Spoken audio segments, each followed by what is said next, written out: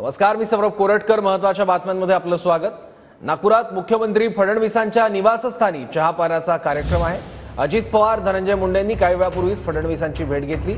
उपमुख्यमंत्री शिंदे देखील फडणवीसांच्या निवासस्थानी दाखल होणार आहेत. चहापानाच्या वेळी खातेवाटपाबद्दल देखील चर्चा होण्याची शक्यता आहे. पुढील काही तासात महायुतीचं खातेवाटप जाहीर होणार असल्याची सूत्रांची माहिती आहे. महायुतीचे आमदार सुद्धा फडणवीसांच्या निवासस्थानी दाखल होण्यास सुरुवात झाली आहे. आणखी माहिती घेऊयात आपले प्रतिनिधी निवृत्ती बाबरकडून. निवृत्ती,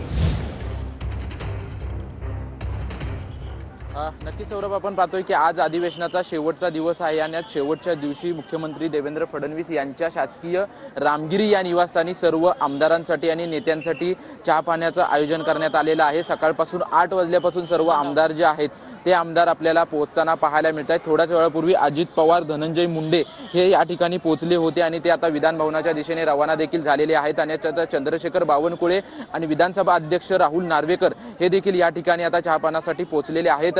महायुतीतले अनेक आमदार जे आहेत ते या ठिकाणी चहापानासाठी येत आहेत. आज खरं तर शेवटचा दिवस आहे अधिवेशनाचा आणि परंपरेनुसार संपूर्ण सरकारचं चहापाणी जे आहे ते अधिवेशन सुरू होण्याच्या आदल्या दिवशी झालं होतं आणि आज मुख्यमंत्री देवेंद्र फडणवीस यांच्या वतीने जे आहे ते रामगिरी निवासस्थानी सर्व आमदारांसाठी चहापाण्याचं आयोजन करण्यात आलेलं आहे. मंत्रिमंडळ विस्तार झाला परंतु अजून खातेवाटप जे आहे ते जाहीर झालेलं नाहीये. त्याच्यामुळं आजच्या चहापाण्याच्या कार्यक्रमानंतर खातेवाटप जाहीर होतं का हे देखील पाहणं महत्त्वाचं असेल, कारण की आजचा शेवटचा दिवस आहे. आज मुख्यमंत्री देवेंद्र फडणवीस हे विधान भवनामध्ये देखील भाषण करतील. त्याच्यानंतर संध्याकाळी सर्व विधान भवनाचं कामकाज संपल्यानंतर पत्रकार परिषदेला देखील संबोधित करणार आहेत. विशेष म्हणजे थोड्याच वेळापूर्वी अजित पवार आणि धनंजय मुंडे एकाच गाडीतून जे आहे ते रामगिरी निवासस्थानी चहापानासाठी पोहोचले होते. धनंजय मुंडे गेल्या 3-4 दिवसांपासून वादाच्या भोवऱ्यात आहेत. त्याचं कारण म्हणजे बीडमध्ये जी घडलेली घटना, त्याच्यावरून विरोधकांनी जे आहे ते मोठ्या प्रमाणात आरोप केले होते आणि त्यानंतर काल माध्यमांसमोर धनंजय मुंडे यांनी भूमिका मांडली होती. त्यानंतर आज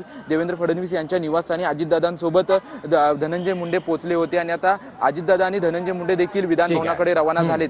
आणि त्यानंतर अनेक आमदार जे आहेत अजून देखील रामगिरी निवासस्थानी जे ते येताना पाहायला मिळत आहेत. आणि याच्यानंतर मुख्यमंत्री देवेंद्र फडणवीस विधान भवनाकडे रवाना होतील आणि कामकाजामध्ये जे आहेत ते सहभागी होणार आहेत. ठीक आहे निवृत्ती, धन्यवाद या माहितीबद्दल.